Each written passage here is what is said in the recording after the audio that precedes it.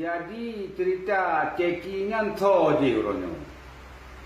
Ilung menyatu nan ini ya putren mualim, ya putren wali nangro, tho je orangnya.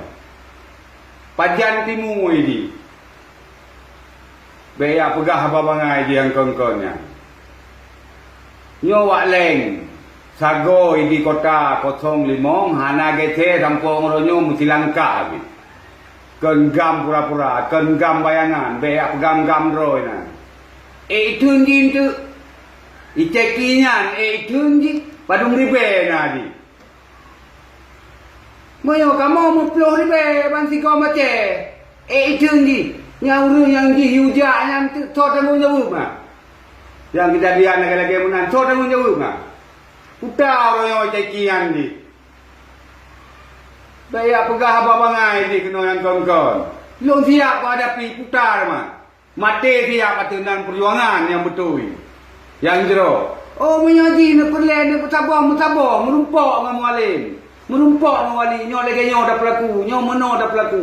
Yang hana betul dah betul. Ya mbak, bayak pegah oh nyo ilung kuno lawan wali, kuno lawan mualim baik. Kamu ile lawan.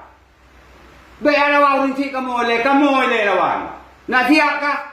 Siap lawan kamu kah? Baru dia kapegah apa bangai, kapegah apa media. Lawan kamu le. Lawan anak buah kat nyan le. Lawan tentera kat nyan le.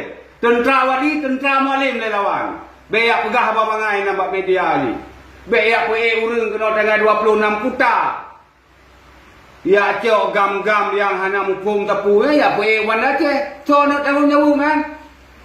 Jadi pupoh bangsa Aceh rotihnya kan tamu sabo bujroh-jroh tamu ge yang hana god tapi god yang god lebih god lom tapi god menan ni ber ya pegah apa bangai apa urang meno medeh na miti je udah miti ronyo buka kan miti perlu lagi nan dari Wak Leng. Assalamualaikum warahmatullahi wabarakatuh.